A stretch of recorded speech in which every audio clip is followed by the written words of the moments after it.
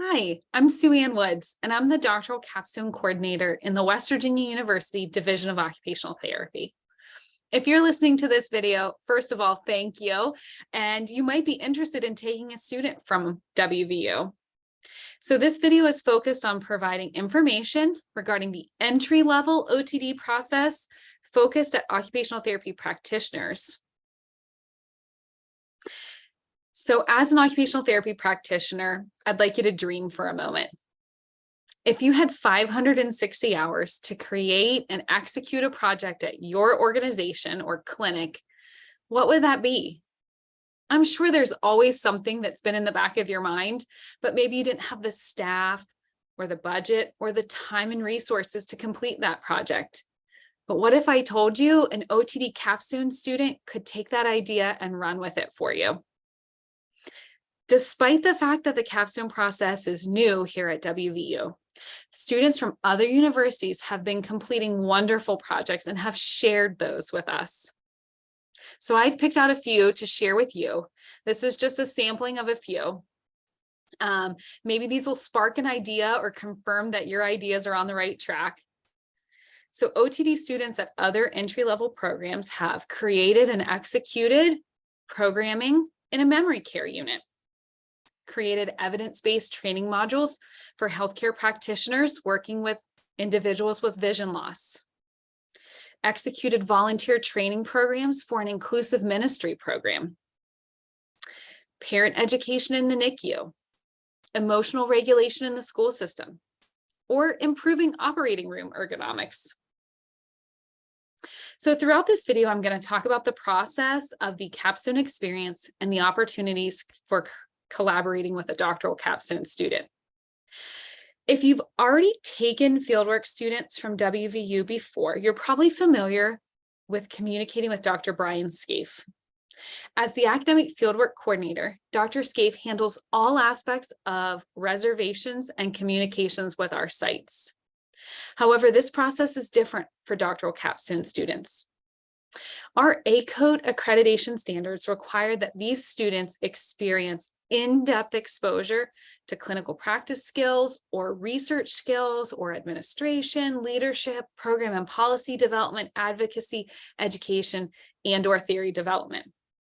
So you'll notice that some of those ideas that I mentioned didn't necessarily take place in a clinical setting.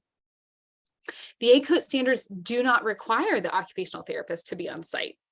However, students wishing to gain advanced clinical practice skills could be reaching out to sites with an occupational therapist. So you may be supervising those students.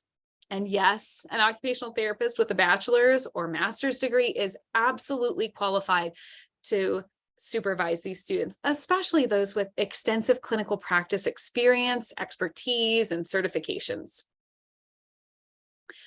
Although the capstone planning process begins during the spring semester of the second year, just prior to the level 2 fieldworks, the execution of the capstone has to be completed after the successful completion of all classwork and clinical fieldwork rotations. So in that spring of the second year, the goal of the Capstone Planning Prep 1 course is to become familiar with a site, to have it secured, and to become familiar with the population that's served at that site. So in order to find a site, students will make the first contact with prospective sites. You might be wondering why we've chosen to let students make contact first. But throughout the doctoral capstone process, my goal for students is to build their confidence and competence in their ability to be a practitioner, a future leader, and an advocate. Building these skills will garner their resilience and prepare them to work in both traditional and non-traditional settings. Through preparatory class assignments, the students will be guided through a site communication process in which they'll reach out, most likely through email, and tell you about themselves and ask for your interest in supervising them. They should share their resume and portfolio information, any prior work experience, and a little bit about themselves. If you're interested and available, the student will then schedule a virtual or on-site site visit This short site visit should be focused on whether the site has an unmet need that the student can complete, the potential to work together, and then of course, what area of emphasis the student is going to be completing. If you have more than one project idea, you can absolutely supervise more than one student per semester. However, if you only wish to supervise one, that is absolutely okay. And if more than one student reach out for one site opportunity, you can complete an interview during your site visit to determine which of those students would be the best fit for you and your site.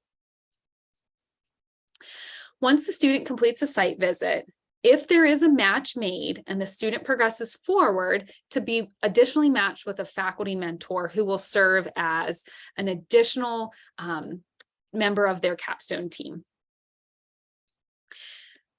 Once they complete capstone planning 1, they move on to capstone planning 2 in the fall semester. During that course, they will need to complete an entire needs assessment and develop individualized objectives and plans for their capstone semester.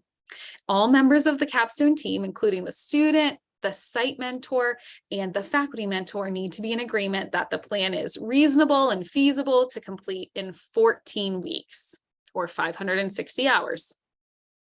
That experience will be executed in their final spring semester of their 3rd year, which means they begin planning approximately 1 year prior to completion.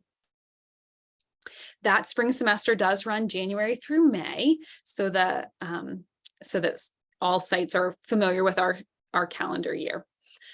So if this sounds interesting to you, and you have more questions and you'd like to set up a meeting with me, or you just like to email back and forth with questions, I'm open to all of that. My email address is smulDrew@hsc.wvu.edu. Thank you so much for your time.